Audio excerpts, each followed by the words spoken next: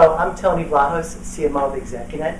I'm here today with Dr. Robert Rosen, founder, chairman, and CEO of Healthy Companies at his home in Arlington, Virginia.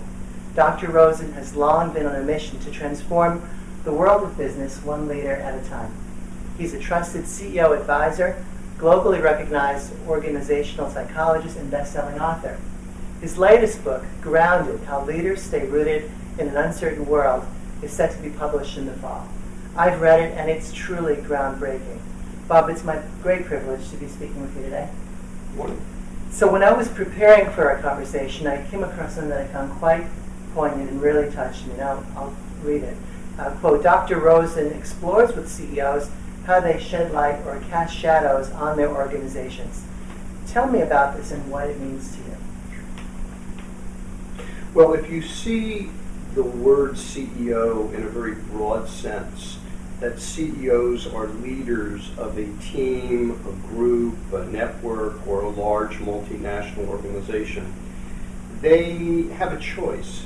They can either shed light, which is to create the conditions and the environment for success, or they can shed darkness or shadows on the organization, which oftentimes creates mediocrity. Frequently it has to do with the way they see themselves and the world, how they think, their beliefs and their mental models about business, how they feel. Do they feel most of the time with negative emotions, frustration and anger, or do they live their lives with love and compassion and forgiveness and generosity, and how they act? And they create the environments. And so the positive ones shed light, and the mediocre ones cast darkness or shadows on their businesses. It's just a lovely way to look at it. We see it every day in the news, right? A CEO or a political leader makes a poor choice, does something in the shadows, is found out and loses trust. Are we experiencing a crisis in leadership? I think we are. The surveys are showing that the level of trust and cynicism of institutional leaders around the world is at an all-time high. So why is that? Well, I think that leaders are being forced into a fight or flight kind of response to 6 winds, forces of change that I see going on all around the world. The first one is the pace of speed. The second one is the power of uncertainty and the fact that stability is a delusion, that the world changes every day and that their life is unpredictable.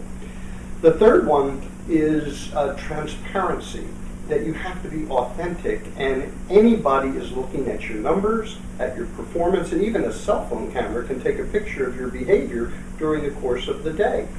Competition is intense and it's global. If you have a website, you're a global company. Competition is another one. And then also complexity, whether it's information overload or technology. And when you combine all of those, there are 3 responses to those forces. You either put your head in the sand and pretend that they don't exist. Secondly is you try to fight them, and you can't box the wind.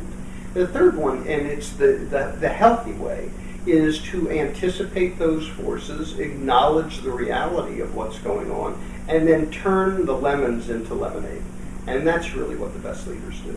It seems there's a widening gap between the leaders we really need and the ones we have in many cases. So why are the ones who are not the leaders we really need so, it seems, ill-equipped to deal with these forces of change? Yeah, that's a great question. Well, if you think of the problems, there are really 3 problems. One is that change is moving faster than the ability of people to reinvent themselves. And that's a problem. And so people have to accelerate their own development. They have to become more adaptive. Secondly is if you talk to CEOs, they will tell you that their number one problem is the gap between the leaders they have and the leaders they need to put into the next generation of jobs. And thirdly is that people are tired. They're cynical, they're burned out, they don't feel as successful as they used to be. So why is that? Well, the old paradigm, because we've spent billions of dollars on leadership development, and we've had moderate success, but the whole model has been focused on what leaders do, their competencies, their behaviors, their actions, the metrics that we measure them. Our book and our research tells us that the really great leaders focus first on who they are as human beings, and that the evolved human beings are the ones who are the more effective leaders. Speaking of the new book, Grounded, you're right, and I'll quote from it. Who you are is grounded in your healthy roots. At the heart of the approach you share so powerfully and beautifully in the book is the commitment to, quote, making leadership personal. Yes. I love that. So what are the personal dimensions that fuel and refuel today's top leaders? Right. Well, if you put it in a business context first, before we get to the leadership as personal, it is a model that says that who you are as a human being drives what you do in the workplace. And what you do as a leader determines how you perform. We have known for a long time the characteristics of what leaders do and how that influences how they perform. But what we haven't really known is who these leaders are. And so we, in interviewing hundreds of CEOs around the world, from Toyota and Canon to Deutsche Bank to Coca-Cola and Pepsi, all around the world, we started noticing that the very, very best leaders had 6 roots. And I use roots with the metaphor of a tree. That in the force of a windstorm, a tree stands and moves in the wind. And the branches and the trunk define what you see. And it's what you do as a leader. But what holds the tree in place are the roots. And we identified 6 roots that defined healthy human beings. And it was a leadership system, a holistic, integrated system that enabled leaders to adapt to these changing environments. And the 6 were their physical health, how they kept their body intact and resilient, their emotional health, were they self-aware, were they positive with their emotions, could they bounce back from adversity, their intellectual health, did they have a curious mind, did they adapt to change, and they see the world in paradoxes and grays, and it enabled them to learn and change and innovate. Social health is about authenticity.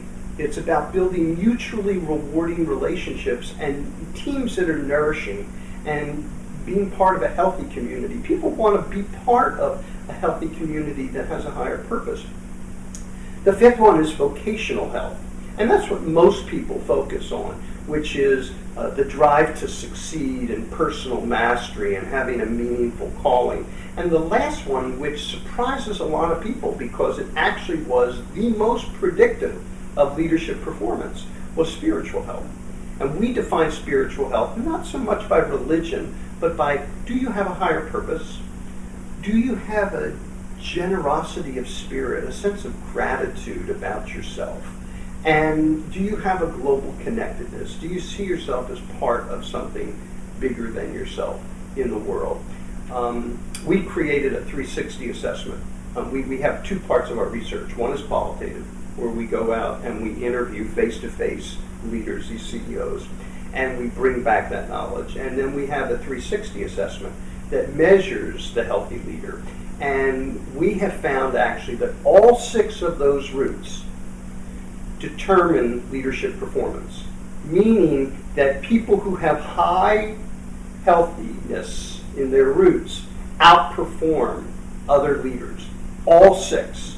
But spiritual health is the most significant predictor of leadership performance. Extraordinary. And staying for a moment with the lyrical view of the tree, when you're in that storm, what are some of the key warning signs that say a storm is coming, or I'll put it in terms that you use in your book, that your health is declining as a leader, things you need to be on the lookout for as you try to drive change or help your organization? Yeah, that's a great question. Every leader, whether you're running a factory or an office or a large global multinational, has 4 agendas that you have to manage. And I'll start at the end, at the trailing indicator side, which is the financial agenda. So when you begin to see profits go down, your market share go down, your growth go down, your costs go up, that is a beginning sign that there is a problem. The second agenda is the marketplace agenda, which is the customer, your brand. If you feel you're losing reputation in your brand, if you feel that customers are not as happy with your products, if you're having trouble innovating, that's a problem. A third agenda is your operations agenda, and that is, are you producing new knowledge? How are you managing the efficiency of your operations? Are your processes good processes? The last agenda is the human agenda. It's the values, the higher purpose, the leadership, the culture of the business. Our research has said that the human agenda drives the value chain, and the finance agenda is the scorecard. The healthiest leaders understand that their investment in the human agenda is the most important investment that they make. So you can have problems in any 4 of those areas, but when you start having problems with having trouble filling leadership spots, leaders who are not participating on high performance executive teams, leaders who are casting darkness on their institutions or on their departments, you have the beginning of a tree that is shaky.